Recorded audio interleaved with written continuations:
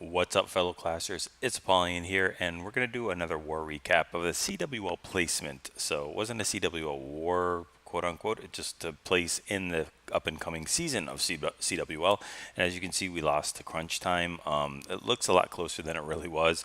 We struggled so much on 10v10, so just a really bad war, 10v10 for almost everybody. Just a couple people had six packs, but yeah, it was especially for me. So wasn't good, but we'll go do a recap. We didn't actually have any 12v12s. We did have a couple of 11v11s, which will show, and then I'll show about two or three attacks on 10v10. So let's go ahead and look at number 5. I'm sorry, look at number 6. And Sky is going to come in and do a bowler witch attack on this base. I'm sorry, a go hobo with golems and bowlers and hogs. So we're using that electro dragon like I've shown so much in the other videos. Just doing tons of funneling work, is able to get inside those interior defenses and use the chain lightning that it does. Let me just scroll up a little bit and see the king queen being dropped in here. Wall wreckers coming in, busting through those walls and using poison for the CC and the queen. It's coming out right now. Very, very nicely done there. And I don't think, have we dropped the rage? Yeah, I think we dropped the rage. And then a jump because the wall wrecker is going its own way towards the town hall. So we've got just a bunch of bowlers, king, queen, and grand warden, and we've already come through a good portion of the base, a third of the base, and we just got to take these 4 heals and stretch these hogs and make them go around it in semi of an L shape. We've got a whole bunch of hogs. We're not really doing too much surgical. We've already sent them all in, and we're just using the heals as we need to see fit. We've got a decent hog split there, and just losing a lot to spring traps. We do have a giant and a wizard, and I don't know what we use that giant for. Maybe it's on the back end of this inferno tower. So we'll go ahead and use that second to last heal for these hogs, and they've got to push through to that 9 o'clock compartment and make their way into there. So still haven't dropped that giant yet. Okay, well, we've got our last heal to push through here. We do have a splash damage, but fortunately, there we go with the giant. Not quite sure what it was for. Maybe a little bit late. It was maybe to target that wizard tower like it is. And at this point, those hogs are going to be able to make it on that wizard tower with targeting the giant. So really nicely done there. And then we can just speed this thing up and watch the cleanup for the 3-star hit. So really nicely done, and good way to start us off. Let's go down to number 11, and we just saw a ground hit. Now we're going to watch an air hit with Lalo. We're using a siege machine, a wall wrecker, instead of the blimp, just because that's the kind of thing we're going to do here to get our kill squad through and get the value that we want to. We've got 2 lava hounds and a bunch of loons. Drop in that queen walk / queen charge with the grand warden behind, and then we've got the wall wrecker to get her into that 3 o'clock compartment. There we go. Dropping the king as well, and all the wizards for the funneling. The infernos are on the complete opposite side, so you're seeing the wall wrecker is getting in there without too much of a problem. We drop the rage, and then we'll be able to get into that town hall compartment with the whiz towers, the cannons, the enemy warden, and we'll take care of that CC. And once that is done, we got pretty good pathing to get that Laloon throughout the base. So Queen's still up with ability, Warden's still up with his ability, and we're going to push on through to this Eagle Artillery, which I don't think we have access to. I don't think we opened that. The wall wrecker did not make its way all the way in there. But we've got our Laloon deployment. Let me just scroll up a little bit. And we're watching the Laloon come in here with a bunch of haste to push these loons through the 12 o'clock compartment all the way down to 9 to meet up with the rest of those loons. We still have another haste that's able, and we still have Queen and Grand Warden ability, as this Queen's making her way down towards the 6 o'clock compartment to meet up with those loons. We just have so many loons. As soon as we get done with that wizard tower, there's really absolutely nothing that can take these loons out unless they hit 3 or 4 air bombs in a row. But with that Grand Warden ability, pops that just as this last couple of defenses, because, you know, why not? And then we've got our cleanup. We've just got a million balloons and a full queen with ability and a grand warden up, and that's all that she wrote for that base. Okay, it's look at number 15.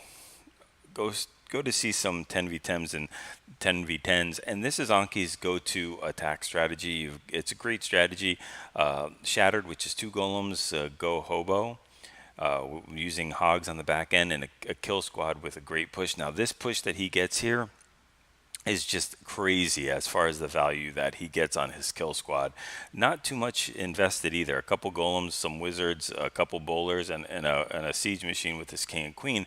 Really nice job on the bowler balance. And if you guys can figure out bases where you can get that kind of value, where you're just investing 6 troop space to be able to take out a trash building and a defense like a mortar and a Tesla, it's worth it so much. Instead of having to, he can really hold his golems back at this point until he gets already that good funneling done. So the amount of troops that he has to invest, now he does not have to throw that many wizards in here. That's just a little bit of overkill, but it still gets the job done. King, queen going in, the wall wrecker, as soon as it breaks open that wall, the king and queen will go in.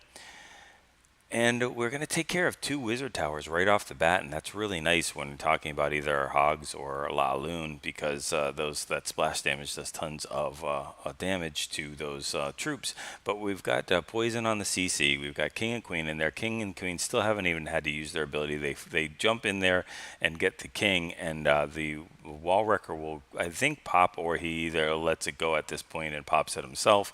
And then the enemy queen's already down. So look at just at this point, there's almost not that much left of the base. 40% of it is already gone with this kill squad, and he's still got a queen with ability, and he's got 4 wizards left over.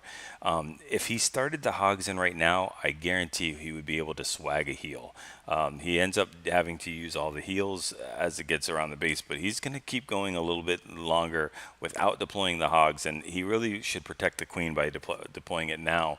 But I mean, he's got so much of this base wrecked. Valks are coming in, taking care from that wall wrecker, and they're taking care of a lot of these defenses. So I mean, just tons and tons of value. This base is already wrecked with 20 hogs coming in. You just see that how much more he can get done. Queen is still taking out stuff under ability, and if those hogs were sent in a little earlier, that Inferno Tower wouldn't have targeted her, and she'd still be doing cleanup. But again, this is just nitpicking because it's such a nice hit, and everything is going down here. He definitely would not have had to use that last heal, because after this heal, that Queen would have been helping out, and it's all over. In fact, I don't even think he technically needed to use the heal there. There's only 1 point defense that he had to heal through. So I don't know what happened to the Skellies. Maybe he took care of them so he can swag that poison, but that's a really, really nice hit. So we'll go to 4 speed and take care of that, and then we can move on to the next.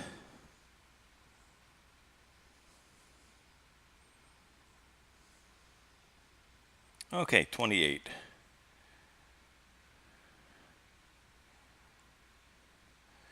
And we're going to watch a cleanup attack. I don't know if the other one was a cleanup attack. I just like the value here that the kill squad gets. It's going to be a queen walk into a queen charge from 9 o'clock. Just being very patient, holding back, letting those healers, dropping the healers until it gets into the range of the AD. And I think we can take out that cannon pretty quickly, but we're just going to wait until, there we go, she's just about on top of it there, and take care of that.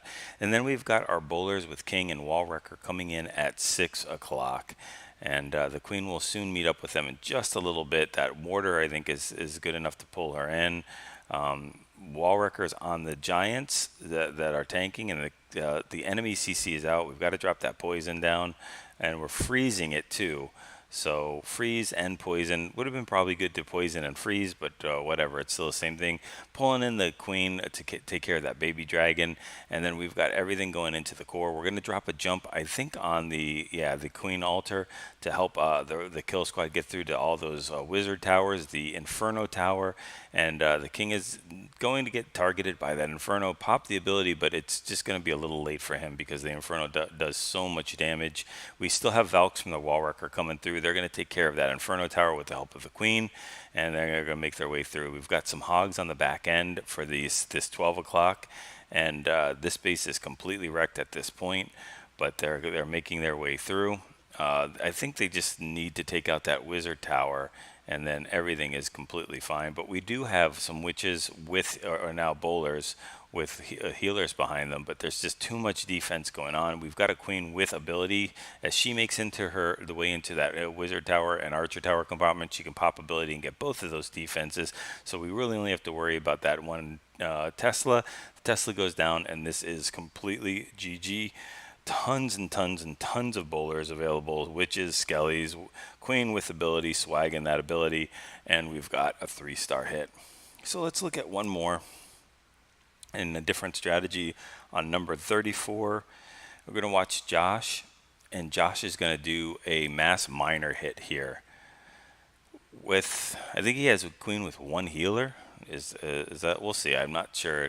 I didn't watch this attack very thoroughly to see exactly what he's doing, but he's getting in a great funnel with the king and baby dragon. This is a cleanup attack, so we know that there's a Laloon in the CC, and I'm not sure where the healers are. That healer is going on. I guess it's being dropped on the queen just to push through 1 point defense at a time. We can always pop that queen and then get healed all the way back up from that healer, and we're gonna rage that 12 o'clock wall wrecker to take out those defenses there. I think the intention was to get the queen, but unfortunately I don't think we're gonna get the queen with those. We probably need bowlers in there to do that, but we've already started our miners, and we're pushing our way through this core of the base.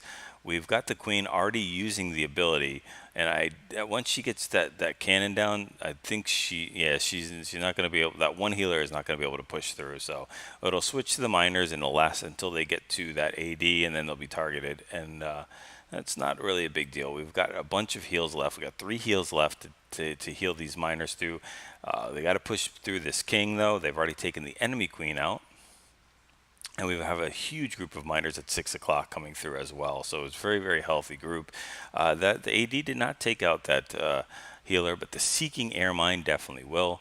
Healing over that bomb tower at around 3 o'clock. And then we've just got a couple more defenses that we have to push through. The Lava Hound's doing absolutely nothing to those miners. And we really got to worry just about a couple of point defenses and that Inferno Tower.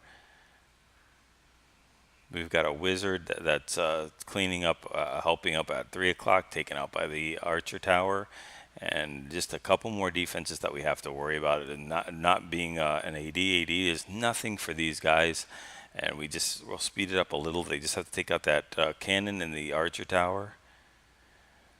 There we go. And as soon as that Inferno Tower goes down, it's really GG. There's nothing that's going to stop that those miners, especially that cannon up there. So a really, really nice hit. So hopefully you guys enjoyed these attacks. Congrats to CrunchTime for the victory there. It was just a really... it was for them to lose. We just did a horrible, horrible job, and they in turn did a pretty decent job. Their 10v10s were pretty much on point. So we'll look forward to the next one, and hopefully you guys enjoy this. Go ahead and like, subscribe if you haven't already. Feel free to use the friendly challenges to get used to these different kind of compositions, and go ahead and get those 6-star clan wars and practice those 3-star attacks.